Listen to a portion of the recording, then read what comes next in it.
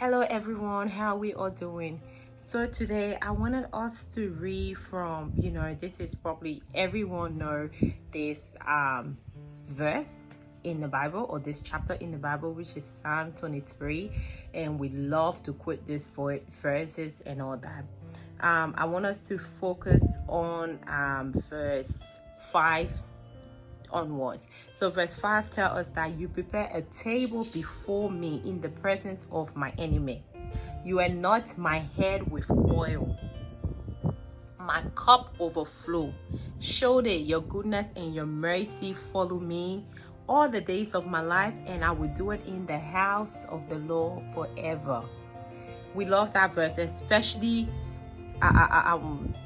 verse 5 that said you prepare a table before me in the presence of my enemy. We usually use this verse to pray against our enemy and all that, which is good, but I just had a different look with this verse today. The Lord just opened my eyes to another side of this verse, which talk about relationship. Here that for someone, it says you prepare a table. So a table is like a feast of food, and for someone to invite you for a dinner, or to invite you to their house, they have to know you, right? Or maybe they want to create a relationship with you. That's why they're inviting you over. And then we look at events. For someone to invite you to a wedding or birthday party, a baby shower, an anniversary, whatever it is, they must have a relationship with you. And sometimes the relationship have to be very intimate, because they might be paying for you to be at that event. They might be paying for your table, because they have to pay for the food depending on the structure of the event. So sometimes people even have to do selective choosing when they are inviting people to event. So for them to invite someone, they must have a relationship with them. They must go way back with them. So here God is saying, I prepare a table before you in the presence of your enemy. God is saying, for him to prepare a table in the presence of your enemy, you have to have a relationship with him. There have to be a relationship so he can invite you in to that table, to that feast. There have to be a relationship so you can invite him into whatever you are going, whatever that is going on in your life.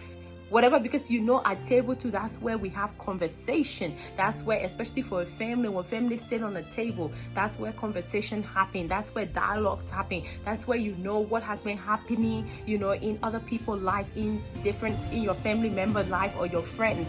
That's why people say, let's chat over a lunch, let's chat over food.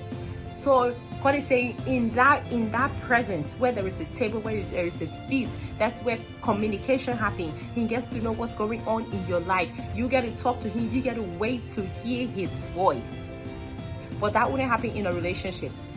You can't just go and randomly start telling a random on the street about your life. You can't just go and start telling things that is happening to you to a stranger. You need to have a relationship with them. So yes, we want God to prepare a table in the presence of our enemy, but there have to be a relationship.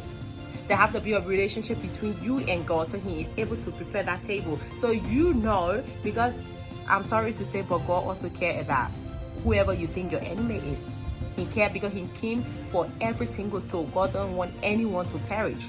So even your enemy, he cares about them. I know he's preparing a table, he's preparing a feast, but that feast is more about between you and him, a dialogue, a communication. And and the thing is, when you have a relationship with God, it makes it easier, because people don't have to basically force you to pray. People don't have to force you to read your Bible. People don't have to force you to fast. People don't have to, because the value of that relationship.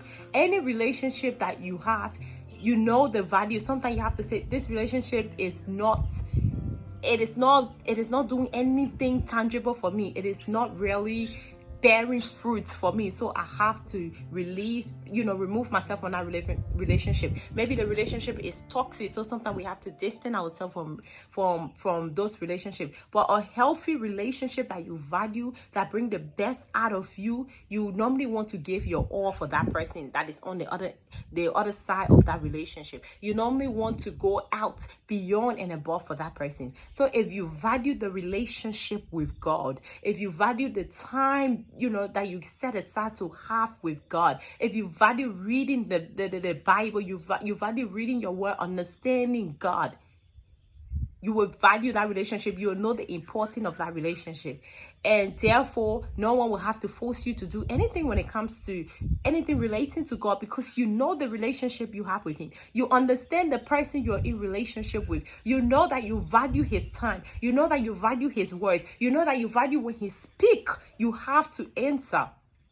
But if you don't have a relationship, people talk, people try to get you to pray, to get you to read your word, to get you to go to church. You would just think it's all religion, and you would think that it's waste of time, because why? You have not invested in God. You have not invested your time in him to know what he desires, to know what he wants, to know what he craves. You're not invested your time. That's why it is hard for you to pray. But if you know the value you have in God, praying will be something that you love to do. Praying will be something that you crave for. Reading his word will be something that, that interests you.